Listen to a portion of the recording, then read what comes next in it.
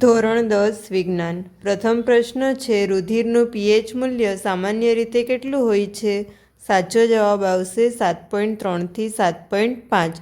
રુધિર સ્વભાવે બેઝિક હોય છે, એટલે કે આલ્કલાઇન હોય છે, અને શરીરની જૈવિક ક્રિયાઓ યોગ્ય રીતે થાય તેના માટે 7.30 થી 7.45ની વચ્ચે રુધિરની પીએચ હોવી એ જરૂરી છે. સેકન્ડ, વનસ્પતિઓમાં જલવાહક પેશી શેના વહન માટે જવાબદાર છે? સાચો આન્સર આવશે પાણી.